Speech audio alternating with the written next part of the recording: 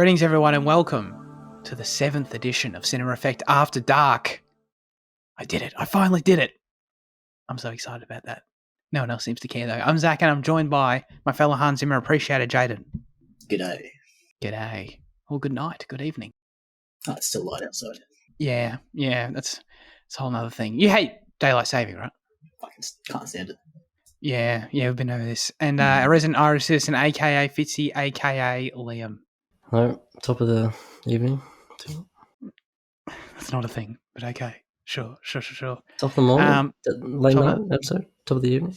I like it. I think it's cool, but I don't think anyone's ever said that. Yes, it's called a joke, Zach. Oh, really? Maybe have lunch of this. Should we have a playlist on YouTube for the After Dark episodes, do you reckon? Like, are they that unique that deserve a playlist? I think there's nothing unique about them apart from you enjoying them as such. I just like the whole idea for no reason. You know what I mean? I like saying it. I like calling them After Dark. I like remembering that we did them After Dark just because it sort of feels like I like to think it has a special vibe, but it really doesn't. You actually can't tell when you listen to it, I don't think. No. But you're going to bait some innocent viewer into click on it thinking it's going to be like a really raunchy episode. Right. Yeah. It's going to get like X-rated or whatever, which is like, that'd be really interesting for an audio experience. You know what I mean? But I don't know. How do you guys feel about Luke's suggestion in the Discord about playlists for special guests? I actually genuinely want to run this by you. Is there enough episodes to warrant that? We've got to be in the realm of, we're definitely above 5. A couple of things, a couple of spooky. Yeah. Yeah, a couple of them both. I think we might be there. Might be worth considering. I don't know. I kind of like the idea, but I thought Liam was going to say like, no, that's a terrible idea. But do we want to acknowledge our weakest episodes? Maybe not. So I love just planning the show with you guys in the middle of it. You know what I mean? Right at the start of it for everyone to hear. Ladies and gentlemen, this is Cinema Effect, the podcast where we review and talk about a different movie every single Monday. You can find us on YouTube, Spotify, Apple Podcasts, and all the other places. So subscribe on those things if you enjoy the show. Leave us a rating as well. This week, the films we're reviewing are these Wes Anderson short films. There's a bunch of them that got uploaded to Netflix. They're all based on short stories by Roald Dahl, and we're going to be reviewing all 4 of them that dropped. So we'll obviously tackle them one by one.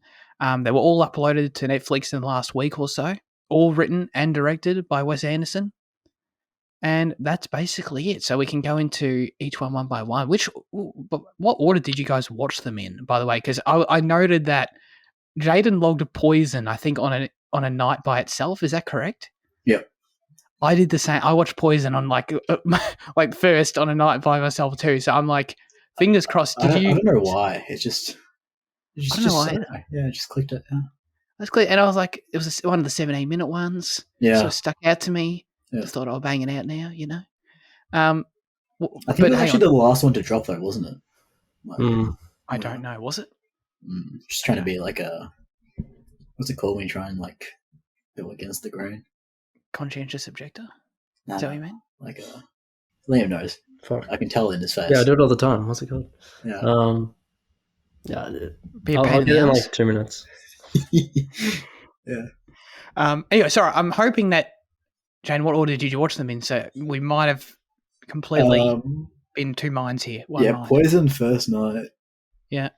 I think I watched The Swan 2 nights later, and then I watched Henry Sugar and then The Ratcatcher last night.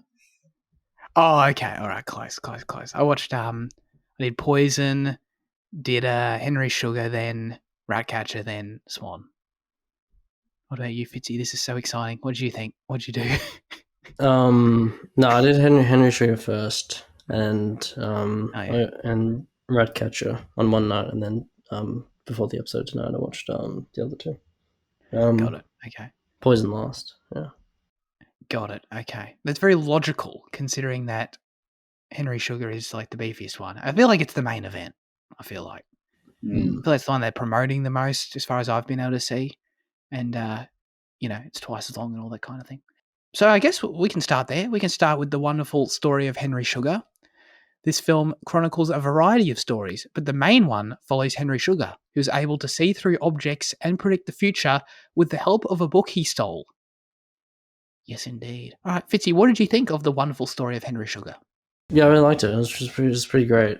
Like in general, I like the frame narrative thing they have going on, the meta thing. But like in Henry Sugar, it's pretty. Yeah, there's like a lot of layers to it. I guess like at one point when it goes to the guru, it's like we're like 3 layers or 4 layers deep in like a person telling a story.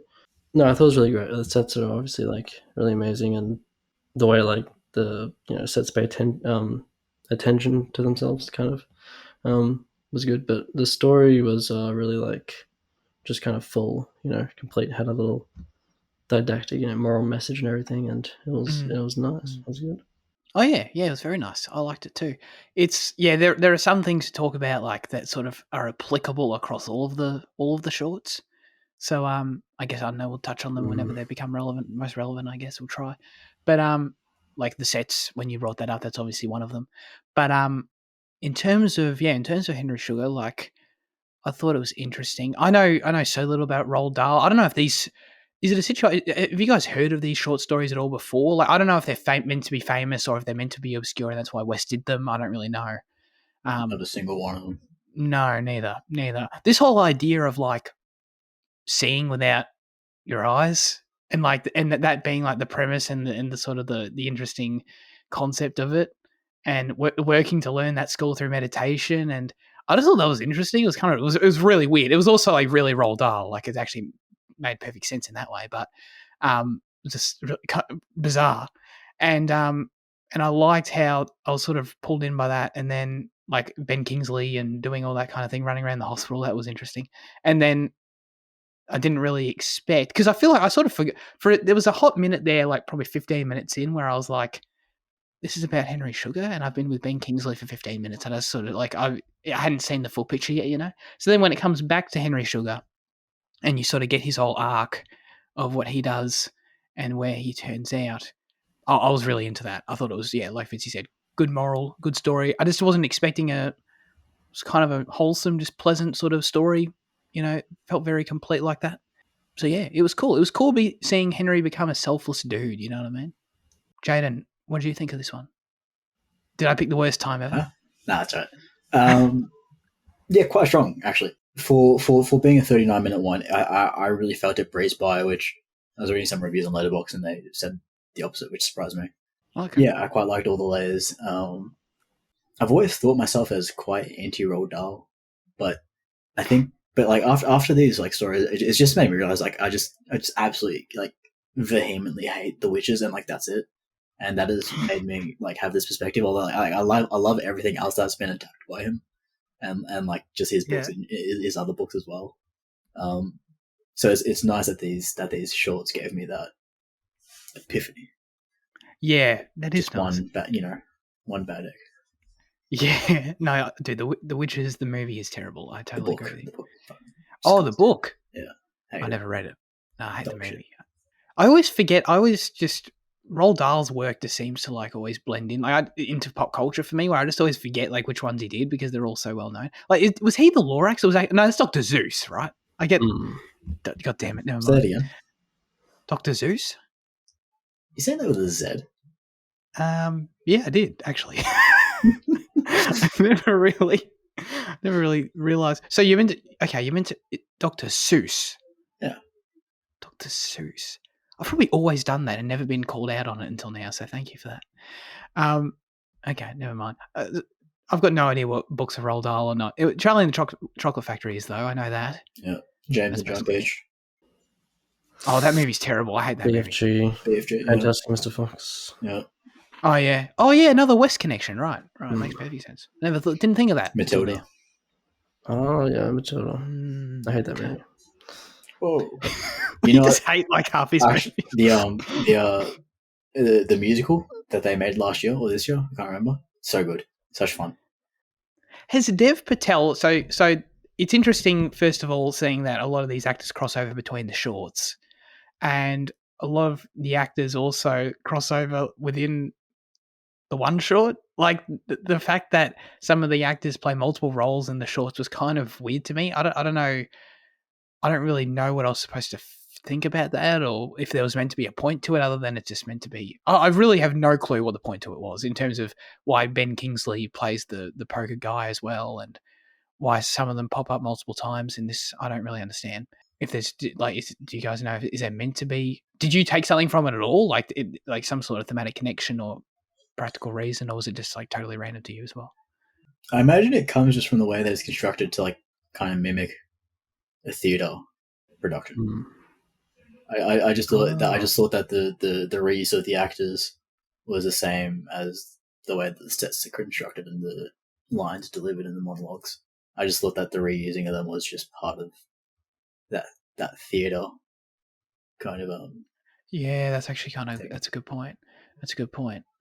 That really is what it was, because I took note of that mainly with the performances and how much, especially in the Swan, by the way. Don't want to jump ahead, but just how what Rupert delivered there was like, felt like it was something on stage, So that's a good point. But then it really is like that with the way they transition between the sets and like when they go up the elevator and all that kind of thing. That's just one tiny example that's all over the place.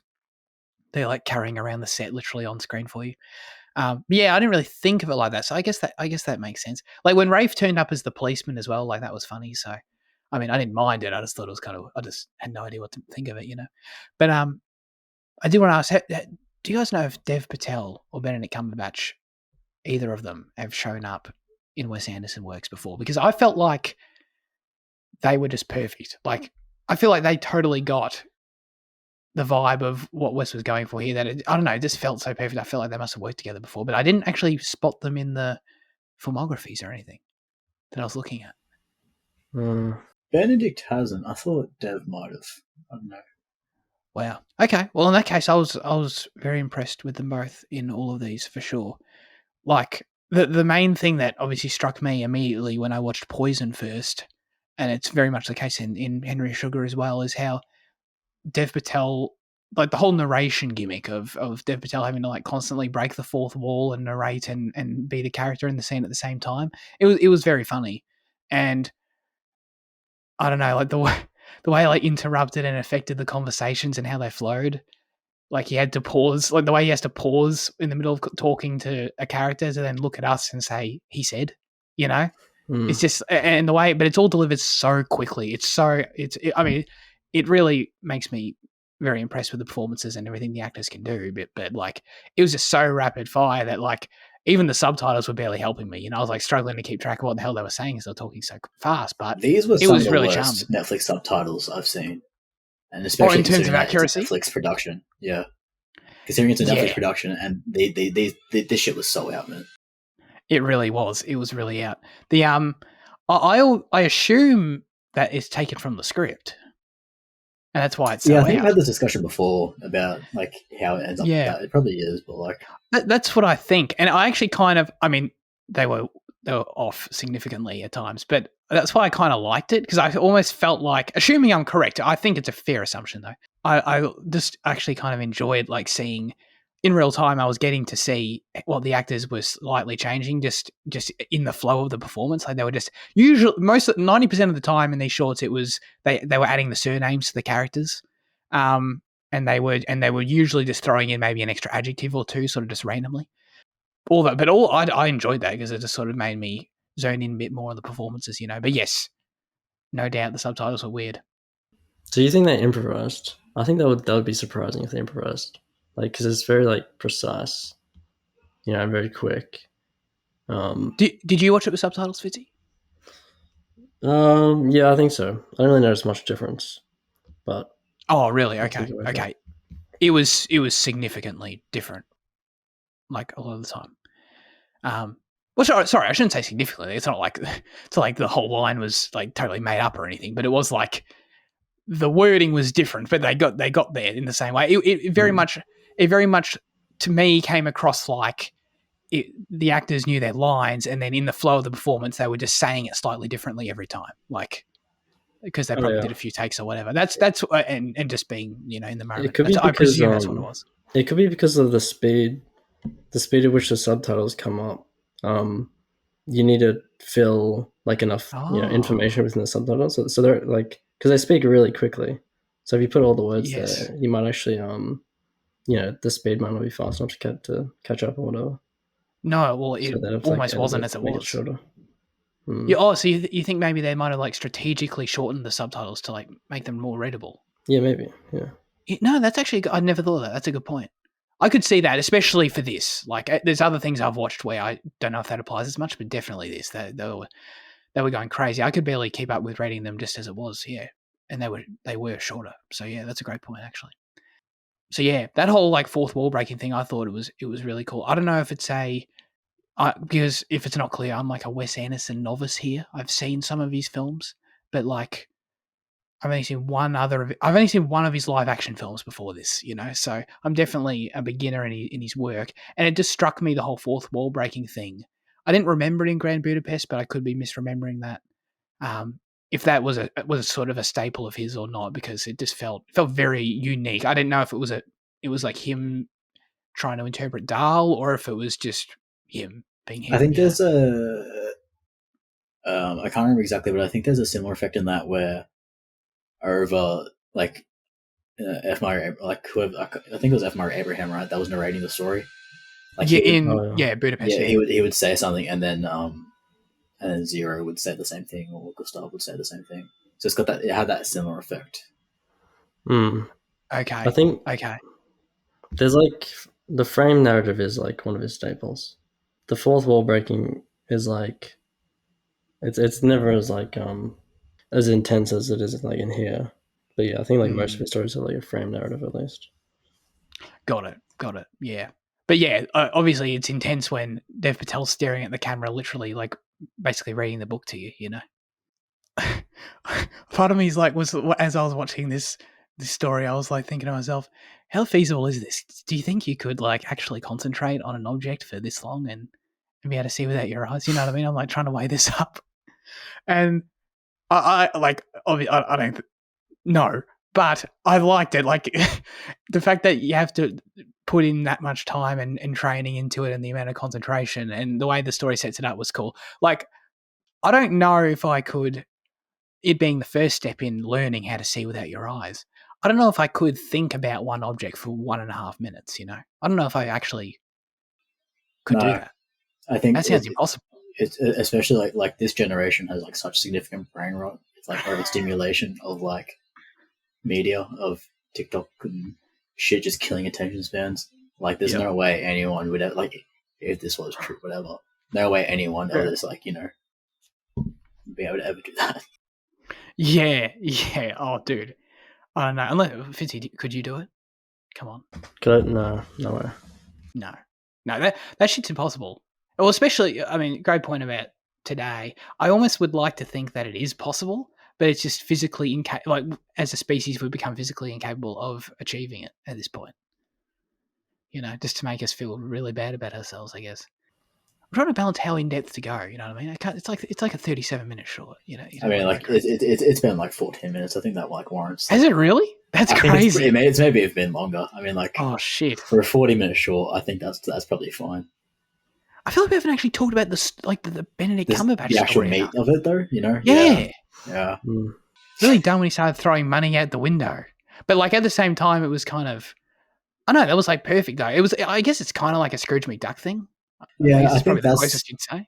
That's like where it was like most easy to identify as like a Roald Dahl story to me, because it feels like such a Wonka-esque like type of like change of heart, like just kind of like display of like passion, Yeah, that is true. But yeah, no, but I liked it. Like I said at the start, like I think it's a satisfying arc. Like seeing the way it's set up of him, like having not worked a day in his life, and sort of just being dull. It literally says he's not a bad person, but he's a whatever person basically, and seeing him then basically commit this incredible amount of time to learning the skill that he uses to help people. It's sweet. It's inspiring. It's cool. The whole 11, the way the dialogue was set up, where it's like 11 months for 2 seconds of progress. Like when we got to that point, that was crazy. And that just made me feel like, I was impressed with Henry Sugar's efforts, with his fictional efforts, you know what I mean? Because that's just a crazy feat to have to pull off. And I think he said at the end, it took what was it, like 3 years and 3 months or something? I think it was, of like hardcore meditation practice every single waking hour of the day, basically, to be able to learn this skill that, like I said, he then goes and uses selflessly. It's pretty admirable, you know. I liked it. I kind of forgot about like the setup, I guess. Or it's not really. It doesn't like pay attention to itself as a setup that he's gonna like reverse his kind of position and like do something good or something, or like work a lot. Like that'll be the moral of the story. Like so like when it came around to that, I was like it was like unexpectedly kind of satisfying that it actually wrapped up in a cool way. Circled back to that, like the start. Yeah, excellent point. Yeah, for sure. You didn't get that impression from the start that he had a heart of gold the whole time or anything like that. He just did it because he wanted to, I guess. Is it? I must say though, this might be an ignorant comment. I don't know, but like, what's up with Ben Kingsley playing Indians? He plays an Indian man here. He plays Gandhi for some reason. Was he born in like British occupied India? Maybe, I don't know. Would that allow it? Would that be okay? It wouldn't allow him to play Gandhi, but like it could offer a remedy to like this story. Maybe. Okay. I did actually have a brief moment when I thought. Yeah. When I was watching this. Look, I don't care. I just I thought it was kind of. He is Indian. Is he really? I think maybe. See, to me, again, got no clue. Talking out of my ass. He just looks like the British president. All right, ready for this. He was born Krishna Pandit Banji. No way, like for real? Yeah. Oh, I did not know that. I had a feeling it's going to be a case of that where he just like looks super, He's just the whitest Indian. Yeah. Okay. I'm sorry, I had a lot of questions about India because India just kept showing up. You know what I mean? Mm. Well, Wes does like it. India doing there? The whole Darjeeling Limited type thing. Is that set in India? Yeah. Oh, okay, all right. I don't know. He has Indian characters throughout, like his stories, I guess. Maybe there's something to that. I don't know. I'm sick of talking about India. Let's get to our final verdicts for the wonderful story of Henry Sugar, Jaden. I forgot that we have to actually score this. I mean, we never talked about it. I guess do you want to? I guess. Yeah, I mean, like, I do tend to score like every other short film I watch, unless like it's like super like. Oh, okay, sure. Different. Yeah, I can happily slap a 7 on the wonderful life of Henry Sugar. Just a pleasant time with Wes. Sure. Yeah. That sums up probably none of the rest of these, actually, to be honest. I'll give it a 7 too. Yeah, it was good. Fitzy. I'll give it an 8. I mean, I won't rate them on the box, but I'll give it an 8. Okay. 10. So you haven't logged them either? No, I logged them. I just don't usually rate shorts. Oh god, we've got so many different clashing philosophies here. So you log them but don't rate them. Jaden, yeah, I mean, I want to keep track of what I watched, even if it's a short. Yeah. I refuse to log them. You know what I mean? So really? It's just like, yeah, we got. We're clashing here. This is weird. Let's move on to poison. When a poisonous snake slithers onto an Englishman's stomach in India. India again? I actually didn't know that. Okay, anyway. His associate and a doctor race to save him. Okay. This was on I watched first, and Dev Patel, like in his narration and the way he spoke so fast really struck me, and he was the star of the show here for me as well. But yeah, I liked this one for that, because it was sort of like I said, watched it first. I was sort of struck by it immediately for all the things that he was doing differently than all the others sort of did anyway, you know. But I don't really get this one. I sort of assumed the whole time that the snake might have not been there, but I feel like at the end there was meant to be some moral to the story, you know, when Dev Patel says goodbye to Ben Kingsley in the car and they have that little exchange. I sort of felt like there was meant to be moral to the story. I just didn't get. So maybe you guys can help me out there. I don't know, but I enjoyed the whole like tension of the snake. You know, is it there? Is it not? Prior to that, though, I was just kind of confused by the end of it. But Fitzy, what did you think of this one? No, this one was pretty strong. It's probably what was the other two? Yeah, it was probably like. Oh, wait, I'm trying to remember what the other one was. This one, Sugar, and then It's hard to watch 4 films and review them, guys. No, I thought there was a moral there at the end. I thought the moral was that he was racist, and that was his poison.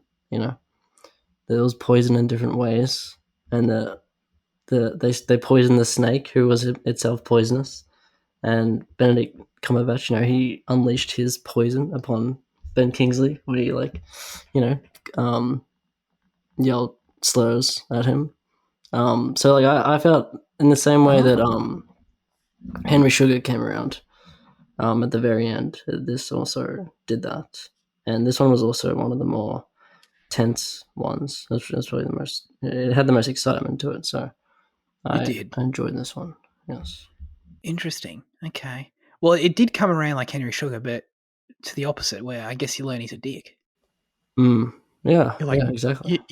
You're neutral on them both at the start, and then they just go the opposite way. Yeah. Okay. Jen, you seemed sort of surprised when Fitzy said that too. I don't know. Was that a surprise to you as well? I didn't get that at all from it, to be honest. No. I think when I watched it, I was trying to think. Like, I think for like a minute, I was trying to think of like something like, what could this mean? But then it just slipped my mind immediately. Yeah.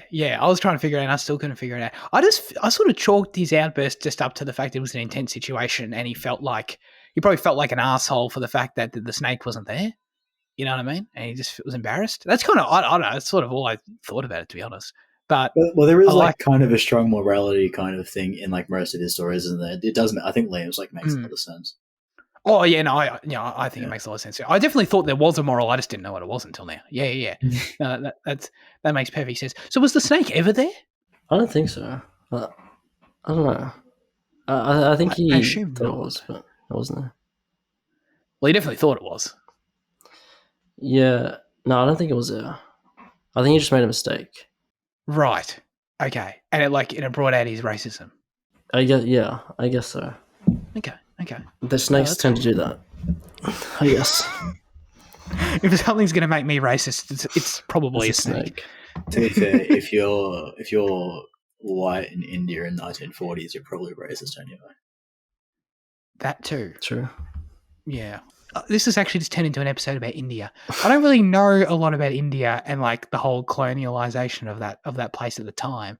So were there just a bunch of I know Britain occupied the place, right? But was there a large British population as well? Really? So there's just there were just a significant bunch of white dudes there at the time. Yeah. Got it. Okay. I never really thought. I just never pictured that for some reason. It is your colony that you need to maintain. Sure. I guess. Yeah. I don't know. I'm not saying I agree. Please don't. My laptop might shit itself because I'm trying to make a PDF, by the way. So I might have to say goodbye. Holy shit! Oh my god! It sounds like it's really dying. But you haven't even started trying to make it yet. Huh? Is it doing it now? I'm just trying to export it to PDF. Okay, but you hadn't been doing that previously, and it was still making all this noise. Yeah. Oh wow. Okay, it might really die then. Yeah. Okay. We'll see how long Jane sticks around for. Meet up. Yeah. Okay, no worries.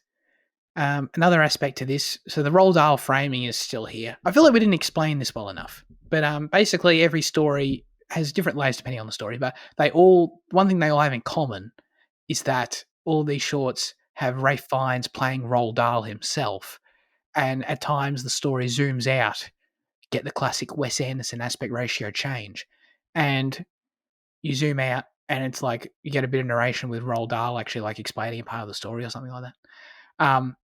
Which I thought was really cool. Ralph Fiennes turning up in all these is great. Him playing Dahl was the main thing for me though. I really enjoyed him doing that. And it was just a cool way to, I don't know. I assume I don't know exactly what that portrayal and the little hut he's writing in. I don't know to what extent all that's meant to be based in reality or not, but it painted this picture of Roald Dahl that was kind of cool. It kind of gave him an interesting sort of quirky personality, which I liked. And you couple that with Wes playing with the aspect ratios throughout all these, of course, as he usually does. Even I know that, So I was impressed with it. These Roald Dahl bits, when Rafe turns up, they go into 133, which I think Wes does quite. I know he does it in Budapest. I don't know how often he uses that one, but But then, interestingly, the rest of Poison used was 235, and that was the only one to do that. To my recollection, I might have missed something, but so it was interesting that he chose. I think probably to go to what Fitzy was saying in terms of it being the most exciting, most tense, like sort of actively of the four. I almost said three of the four short films. I think that's probably why he would have done 235 for that one. To make it feel a bit more intense, a bit more cinematic in the traditional sense. I would guess, just because I thought it was noteworthy he did that. But yeah, as always, I love that he plays with aspect ratios like that, and he did that here. Because then a bunch of the other ones do a bunch of different things with the aspect ratios that it's probably too much to even keep track of. Especially, I think the Swan does a fair bit as well. The Roald Dahl framing is yeah, pretty cool. I was thinking like the Roald Dahl's house is very nice. It's very like the set design is very cozy. It's very yellow, but like it uses like a lot of different types of yellow. And I was thinking like what makes a Wes Anderson like color palette look like it does, because like there's this color like buff, which is a type of yellow, which is very Wes Anderson like, and I'm pretty sure it's used in this, and it's like really common in his films. But I can't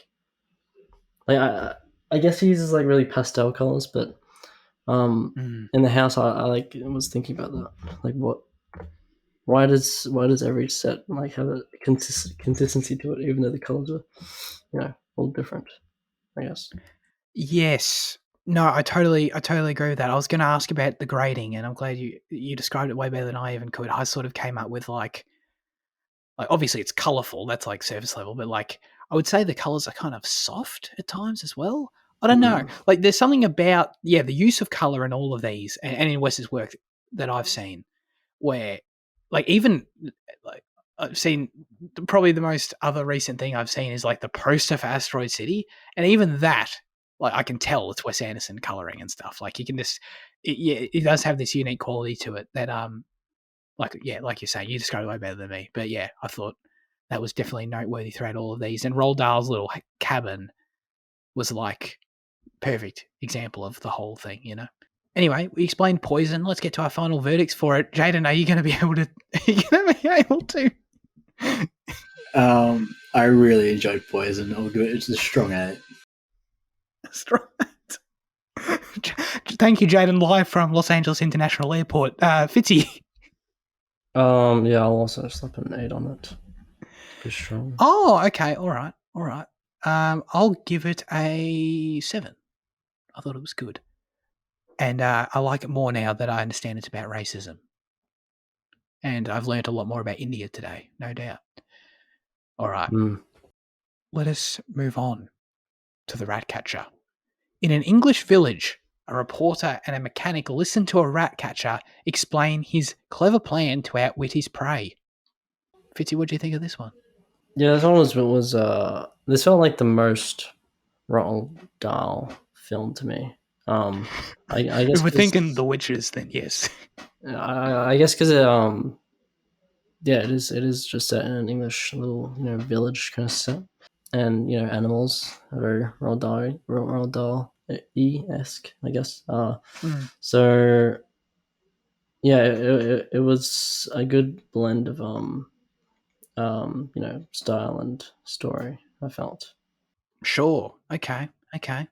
Yeah, this one didn't really do anything for me. It really, you saying that about it feeling Roald Dahl is like, that's spot on. And I think that's why I didn't really like it, in that it leans into the sides of Roald Dahl I don't like. Like it leans into the gross. It was gross. That was it. It was pretty gross. And it leans into that with the whole rats thing. And yeah, I don't know. I didn't really need this one. I appreciated Rafe doing the accent, because it was kind of it was a weird performance, and I kind of liked it. Like the fact they even messed with his teeth was, again, I appreciated the effort. I don't like it though. It's gross. Yeah, this one wasn't my favorite. Yeah, I don't know. Do I even need to say that he ate a live rat? You know what I mean? So that happened in this short. You didn't actually see it. I don't want to paint that picture, but I don't know. It was all right. Is Shane Jaden's like, this is what it looks like moments before you cross to a news reporter live, getting his mic sorted. Oh, he's coming. Yes. What was the question? Holy shit, he's back. Oh, what do you think of the Ratcatcher? Probably my least favorite of the bunch. I love Richard R. Whitey so much. As an ID crowd fan, as a fan of like the whole British panel show thing, I love Richard R. Whitey and Submarine as well. Fuck, love it. So I was really happy to see him like take a prevalent role in a West film or like production. So yeah, but yeah, it is unfortunate to say that it's the weakest of the bunch, and you're absolutely right about it being like the most Roald Dahl of them. I think in this one, I think it is probably the most made for stage one, in that the set, like all of the sets are designed for the stage, I feel, but this one's like the most stationary one. I feel like this is like the easiest one to have pulled off on stage, apart from like the animated rat. Even when he puts the rat and the ferret in, there's obviously no like this one feels like the most stagey, in set regard anyway. I took note of when I was watching it the idea of there being like the invisible objects, like when the rat, the ferret, and the tin of poison, when he's just nothing in his hands. And I just thought it was really weird, and I just took note of it. Do you reckon that's part of the stage element too? But without it being like literally being like a prop? I don't know. Maybe not though. Yeah, that did serve weird because they did have like what they chose to make as props and what they chose to omit. Right. At like just across all the shorts. Surprised me. Not surprised me, but interested me. Something about like the idea of having the rat and the ferret not be there was kind of interesting, in that you can sort of maybe use your imagination for like how they're squirming around or how grotesque you want it to be. Maybe an argument can be made there, but that doesn't really explain the tin though. So I don't know. I feel like there has to be some consistency between them or something. Jaden, what the hell was that accent that Ray Fiennes was doing? Was it Cockney? No? No. I don't know. I just knew it was like when we were ranking British accents last week, I knew it's slow. Did I? Or do you think it's charming? I just think it came from the wrong vessel. Okay. It's an interesting way to put it. Yeah. I don't like to think that this inspired real things. Oh, wait, no, it was inspired by real things. In what world do I want to go to a community where there's people like this? You know what I mean? I guess I'm glad I haven't visited. Right, you should have seen the two characters I met today. They are this world that you talk about. Like, they exist right now. Really? Well, yes. What do you mean? Where'd you meet these people today, if you don't mind sharing? Just out and about. So you don't want to share. Got it. Loud and clear. Okay. Fitzy, hoping you can explain this to me. Is this one also about racism? Because or maybe it's about, I don't know, animal cruelty or some shit. Because the ending also confused me. I missed the moral on this one, I must admit. Actually, you know what? I missed the moral on all of them except Henry Sugar. Because Henry Sugar was basic shit. So I'm going to ask it for the next one as well, actually. But the whole idea of the rats not eating the poison oats, Yeah. What the hell was going on there? Wait, sorry. Just before, did you understand the twist? Right. I don't think so. What do you think happened at the end there? He ate a rat, and then the other rats didn't die for some reason. Right. But you didn't pay attention to what was in the background when they panned back to Richard. No. No. I don't think I know what you're talking about. On the poster behind Richard. Richard he played a reporter in this town. On the poster board in the background, the big headline said, "Some guy missing for like 3 days or some shit." It's implied that there was a body inside the hay, and that's what the rats were eating. When he says they must have something nutritious to eat in the haystack, is implying that the body that's been missing is hidden in the haystack, and that's what they were eating instead of the poison oats. Okay, hang on. So but that was a poster. That was a missing poster in the background. Yeah, and that was it. Not a character we saw. It wasn't a character we saw, but like the way the way the reporter said, it was like, there must be something nutritious in the hay. It was Owen Wilson. Owen Wilson was the guy in the poster. Was it? But really? I thought the ending line meant like the rats were like eating themselves or something, but that makes more sense. But like, well, okay, all right. I missed that detail, right? But I think my question still stands. Like, okay, so the rats were eating a body in there. Like, what? Okay, what? Yeah, I don't know. You know what I mean? What's the moral? I don't get it. Everybody has rats, is what's said. Everyone's got secrets. Everyone's got dead bodies in the closet. Okay, all right. Oh, isn't? Oh, hang on, dude. Let's do it. Let's do even it. the rich Let's one do up it on the right now. hill has secrets. Right, and as in, like, we're all basically the rat catcher, but we're not so overt about showing it. You know what I mean? We're all kind of scummy. Am I taking Well, the this too rat far? catcher's the pure one. He's the one that is exposed. Actually, maybe not pure. He cleans up. When people get close to finding the secrets, he's the one that cleans it up. He cleans the rats. Right. I Okay. don't know. So we want to. The moral of the story is, let's embrace our inner rat catcher. Perhaps And eat some rats. Eat some rats, dude. Yeah, maybe the rats they needed to get out because, the fact that they're all in there means they ate someone. So the secret shouldn't be held within, Terrible. Oh yeah, no, that's it. We got it. I love But it's along those lines. Yeah, we're close enough. Yeah. I love how I'm definitely going to cut this to make us not sound really dumb. But can't understand children's stories.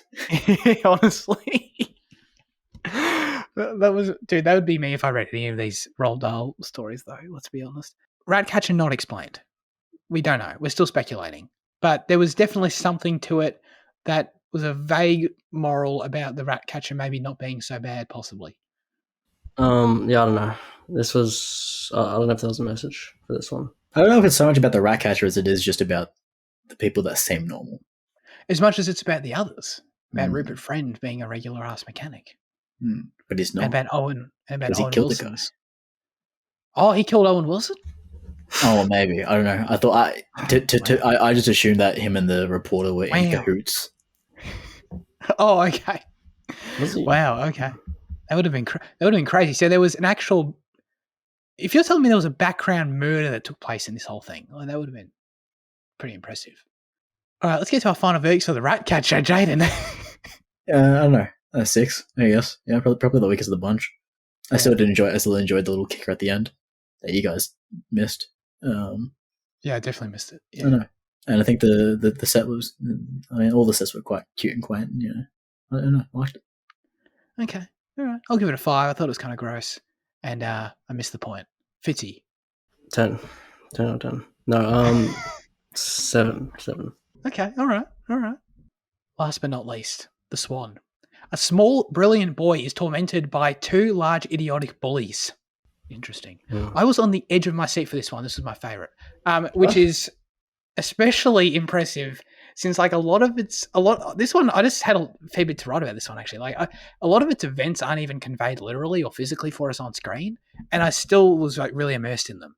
I just thought the action of, like, moving through the production of it, like, in a way, I like that making these theater comparisons, because in a way, like, when I watched it, it felt the most theatery, like I was saying earlier with Rupert's performance. But at the same time, it was almost the least theatery because it has so much movement. Like, it really, like, the Ratcatcher we were just talking about, like, bloody, is just basically in this little, I don't know, it may as well just literally been a stage. It was just basically nothing, no space. This was like, felt like I went on an epic journey, even with all the still conventions of the set changing and stuff like that. And I don't know, it felt like a lot happened here. Rupert Friend walking a lot, Felt like there was a lot of motion to it. Anyway, I'm going on and on. Fitzy, what do you think? Yeah, this one was fine. I was kind of disengaged for this one. I don't know, like, it had the least amount of people in it. It was just like it was pretty much the most narrated one, and the paying attention to, like, the artifice of the sets was cool. How they said, like, open the door or whatever. But apart from that, I didn't get much as much enjoyment as you have seemed to have gotten. So yes, probably my least favorite. Okay, understood. TikTok brain, Liam, very good. Jaden. I did really enjoy this one as well. Probably, like, the most emotionally invested I got in these characters. Yes, and given the short amount of time, quite impressive. Yeah, I think the stagecraft is probably at its best here, and it does feel like stagecraft, you know? Yes. I do love how all those blokes just keep popping out and just handing him shit and just feel. Yeah, I do too.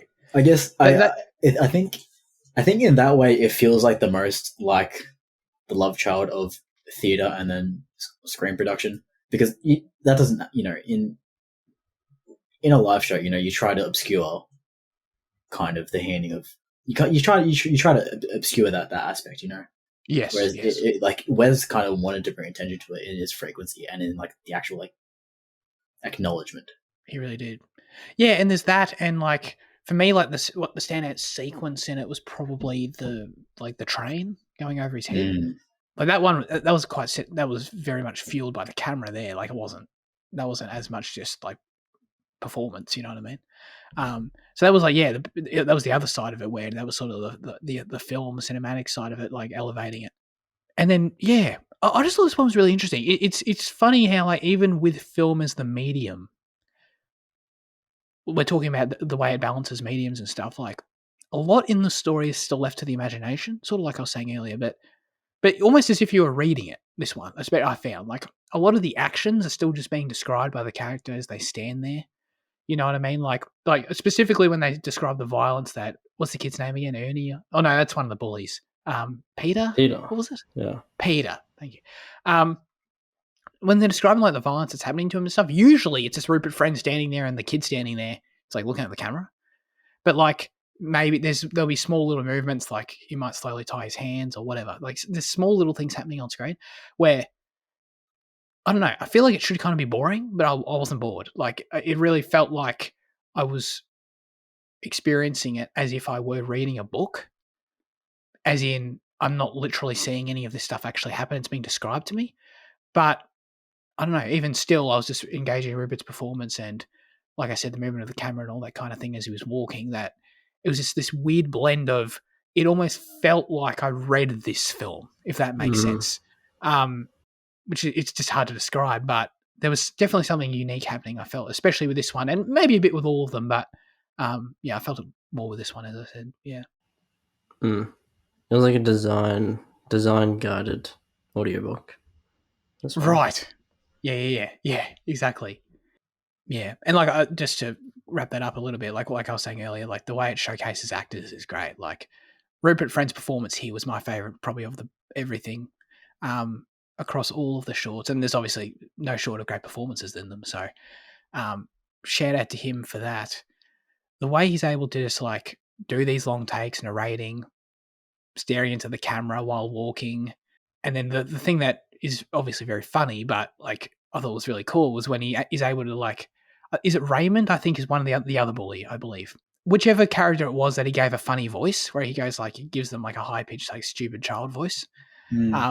But he does it so seamlessly. And again, everyone in these shorts is speaking so fast that he's basically going a million miles a minute and like has time to quickly throw in a stupid voice for this character. I just thought it was very charming.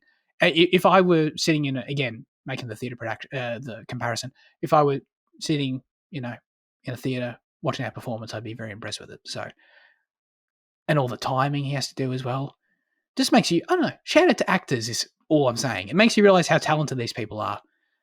What also highlights that this is written for stage, but designed for the screen, is the fact that it actually, like all these shorts, but particularly in this one, it uses cuts.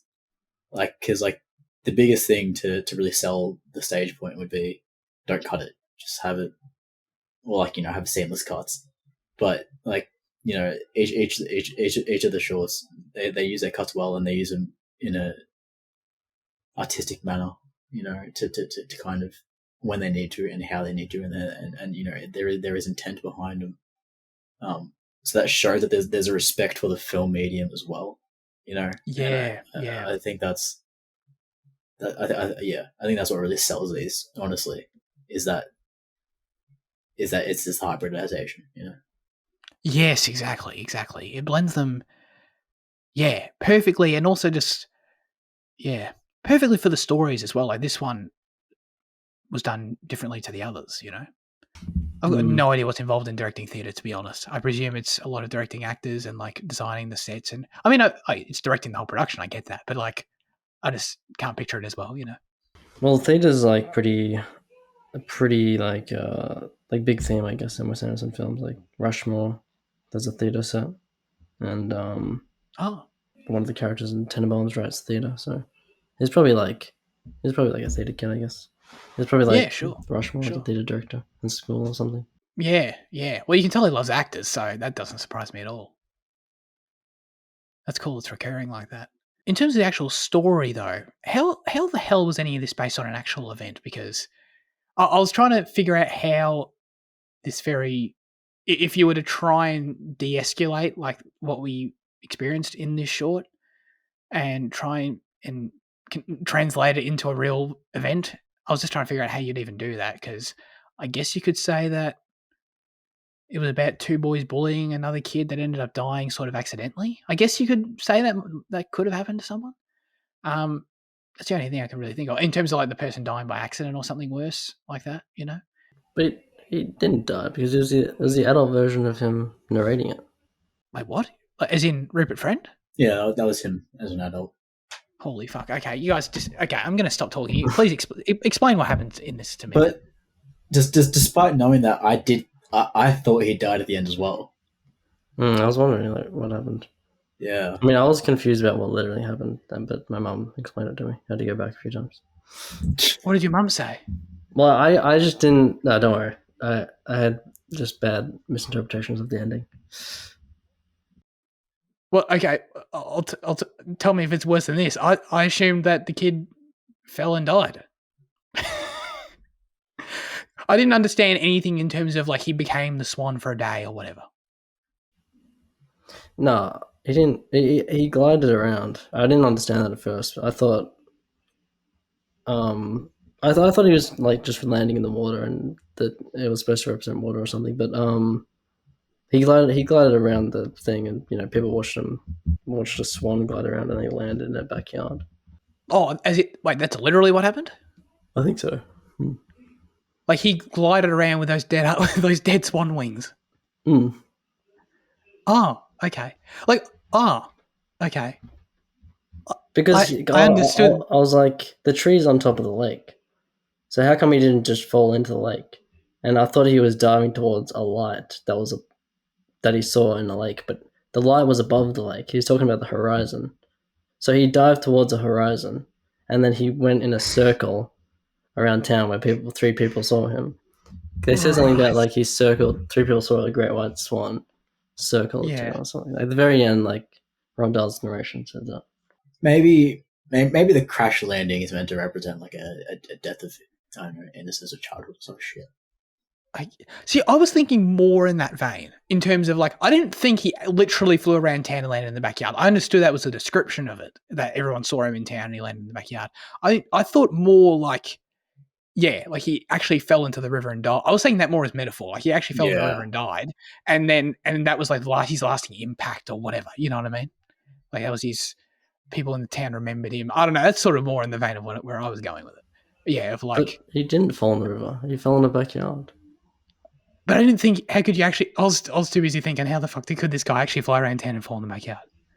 No, yeah, that's what I didn't understand at first. That's why I had to go back and, but I thought, okay, so even though it's obviously grass at the end that he's looking at, for some reason I thought that was just him like in a river, like as in he just went straight into the river, you know? But are you saying as in you literally thought you were looking at river, or you understood it was the lawn, but it was metaphor for the river? I don't know. Yeah, I guess I thought it was river. I don't know, which sounds dumb, but okay. I don't know. You can't possibly sound more dumb than me on this episode. Don't worry. Okay. Wait. Hang on. I'm sorry. I've lost track of if we've reached any conclusion on what actually happened. Yeah, I'm confused too now because now you're making me question whether or not it was literal or not, and I don't know. I mean, it is. I don't question if crazy shit can happen in a Roald Dahl thing, but That's why I was like wondering Yeah. if it's like a realistic story. Well, then this makes me okay. Well, I guess this takes me back to my first question of how it could be a real life parallel. Like, if we were to try and distill it to its simplest form, like what would it actually be? Is it? Does the kid even die? He's a light boy, right? So maybe he did fly. Maybe he did glide for a few seconds. Right, but then he died. But he didn't die. I don't think in either interpretation he died. Well, so you thought he face planted in the lawn and then got up? Yeah, I guess so. But wasn't it pretty clear he died? No? But the adult is narrating, so how can he have died? That's what Jaden said. I don't know what's happening anymore. I don't know. All right, let's get to our final verdicts for the Swan. Jaden, are you reading about it, or have you quit on this conversation? Oh, he's reading about it. No, okay. I'm reading. Just hold on. All right. Shit, we've got to stall until Jaden can explain it. Right. So it's about the trauma of bullying, right? And that's why we see both versions of Peter wearing the wings, right? Because it stayed with him. In the story, in Roald Dahl's story, it's pretty clear that Peter doesn't die, but Wes changed that to make it more ambiguous for some reason. Okay, but I thought it was ambiguous. I did, yeah. Yeah. In the story, like the boy just flops over, like he faints, and the mum like gets him help or some shit. But like so the swans symbolize wisdom, innocence, and all that shit, and that's linked to young Peter. And then it's a story about his loss of innocence. So I was kind of right. Okay. But the tree is over the lake, Like, there's a show the backyard. There's a show the backyard next to the tree. No. But it's a Roald Dahl story. Boys fly, man. Yeah, okay. If Peaches can be giant and Matilda can do magic, why can't this boy fly I for 13 agree. seconds? I agree that he can fly. But I don't agree that he can range the lawn. No, I agree that I agree with that as well. I just don't agree that he can. I don't know that the things next to the tree, because they don't show that. Like, what does it mean if he didn't fly? Why would they show him on grass, landing on grass? Because he lands in the river. He flies because he has an indomitable spirit, the indomitable human spirit, Peter has that. And that's I get all that. I don't care. Jane, I don't care about the meaning here. I'm just saying, from a literal perspective, like. But why are you looking for a literal perspective in a Roald Dahl story? But if he landed in the river, okay, let's say he landed in the river. Why do you represent that with him landing in a woman's backyard? It's his backyard, and oh yeah, true. Okay. In the story, he faints and his mum calls for help. So to me, I'm wondering: is this perhaps an exacerbation of child? Is this him remembering his childhood more severely? Is it to show how severe the effects of bullying are? That as he's grown, his trauma has grown as well, to where he does think that he was shot at and boys cut up swan wings and put them on him. Oh, okay. All right. Okay. It's like he was using his imagination the whole time. And he just fainted in his backyard, like after some bullying. Yeah. So as a child, yeah, it was simple, but he's carried this trauma and the traumas. Right. Maybe. So hang on, that's your interpretation of what you just read. That's my interpretation of what I read about their interpretation. Okay, all right, loud and clear. None of us got a clue, but I like the sound of that. That sounds kind of cool. Well, hang on, that would, in all honesty, I didn't even understand that Rupert Friend was Peter Roald Dahl. So that would at least explain says that. I am Peter. Does he? Yes. Yeah. Oh god. Let's get to our final verdict for the Swan. I'm giving this a 10 out of 10. So I clearly understood it. Oh my god. I don't even know if I can. I was going to give it an 8 because I really enjoyed it, but can I even give it an 8 if I clearly understood nothing about it? You give it an 8 for vibes. I'll give it an 8 for vibes. And shout out again to the train scene because I actually thought that was pretty good. I felt the tension of that with literally nothing happening on screen. You know what I mean? So yeah. Anyway, I'll give it a Nate. Jaden. Yeah, A from me too. It was one of the stronger ones, the second strongest, even perhaps. I'll give it a 6. Probably, yeah. Sorry, just it's the most confusing story I've ever watched. Where was the lake? Where was it? Yeah, why? I don't get it. But no, it was just a bit weak in terms of drama and engagement and stuff. So I give it a 6. Excellent. All right, we did it. I can't talk about these any longer, to be honest. But we did it. We did a quadruple feature. Congratulations to us. What a huge feat. Have you ever thought about starting your own podcast? Let me tell you, if we can do it, anyone can. And that's thanks to Zencaster. Like a lot of other podcasts out there, our show is recorded over the web every week. But trying to record a podcast with platforms like Zoom and Discord can be an audio quality disaster. I'm sure you've heard some of the podcasts I'm talking about with long delays, sound cutting in and out. It is not pleasant. Zencaster captures studio quality sound for all of your guests right from your web browser. Zencaster's multi-layered backups ensure you always have your recordings in the highest quality, even if the connection is unstable. And with Zencaster's all-in-one platform, you can create and distribute your podcast to Spotify, Apple, and other major destinations all in one place. Go to Zencaster.com/pricing and use our code CinemaEffect to get 30% off your first month of any paid plan. That's Zencaster.com/pricing with promo code CinemaEffect with an E for 30% off today. Feel a sense of Zen with Zencaster.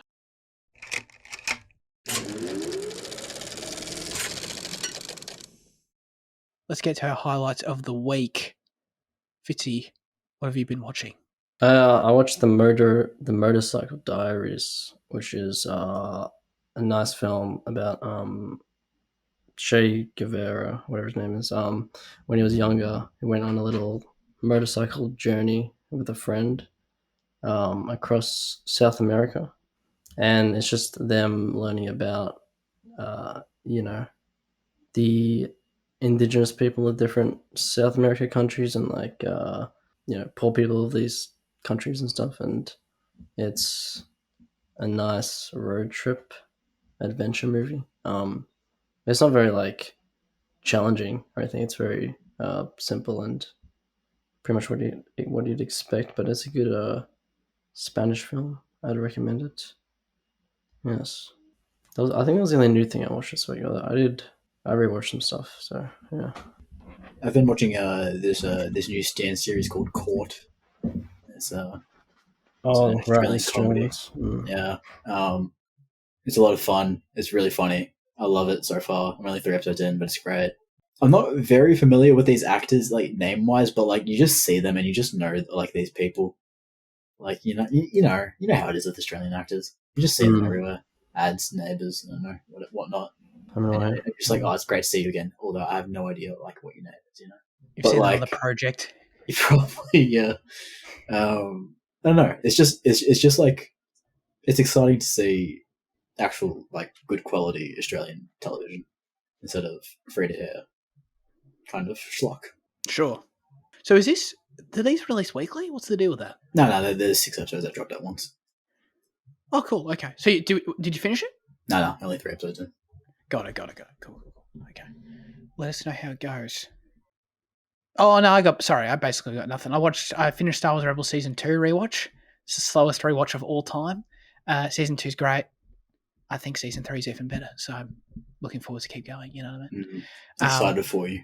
Thank you, Jaden. Excited. I'm also excited for a show that came out in 2016. Dude, that Season 2 finale, man, I could literally do a 5-hour podcast on it. It's so good. Anyway, I'm sure you could as well. Well, that comes next week. Yeah, we'll basically do our version of that in a few weeks.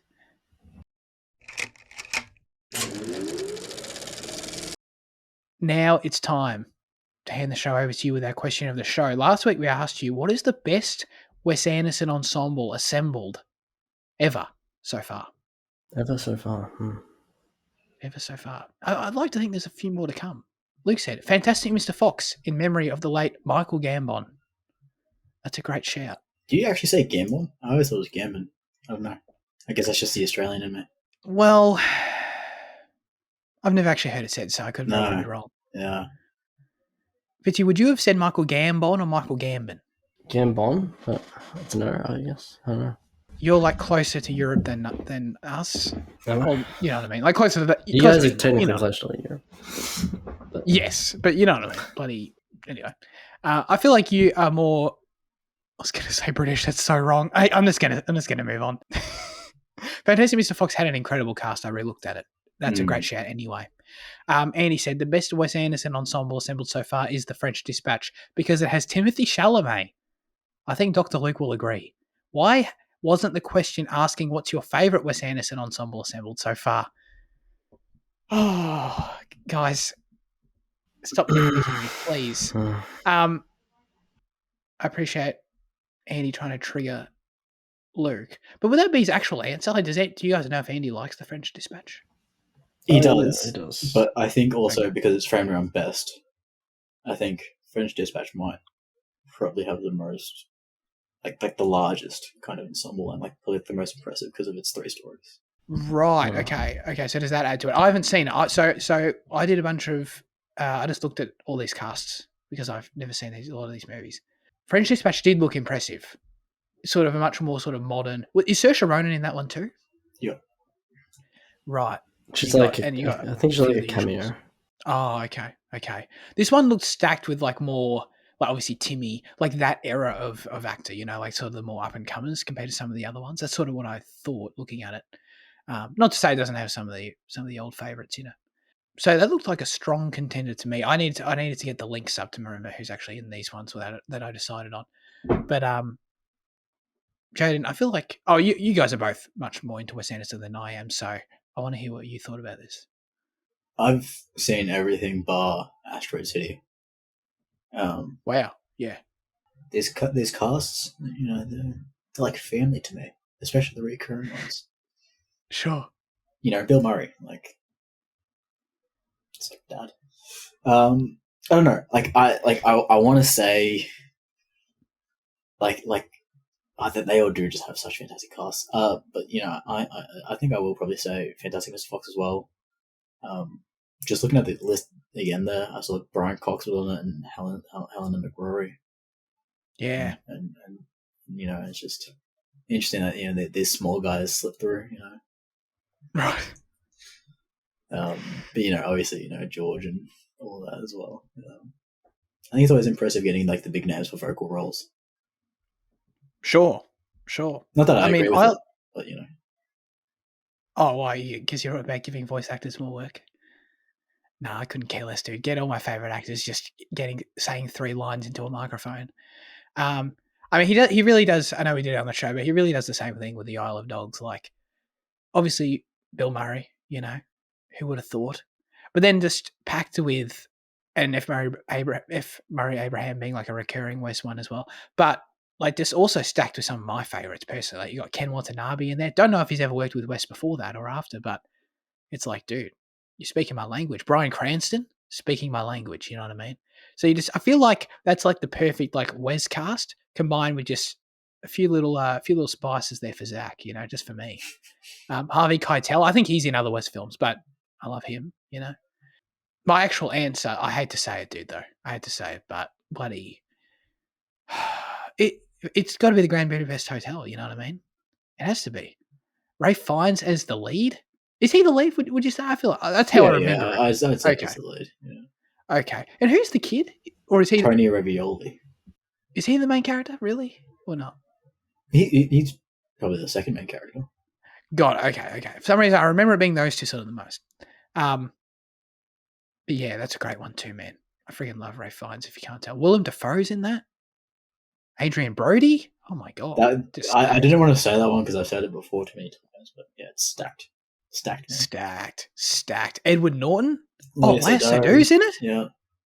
I actually didn't know that. Owen Wilson has a cameo. Bill has a cameo. Yeah. Oh, fantastic. Dude, that's a banger right there. F. Murray Abraham again. Tilda Swinton. Love it. Tilda Swinton, yeah, she's recurring. Yeah. Yeah, dude, some great ones. Some great ones for sure.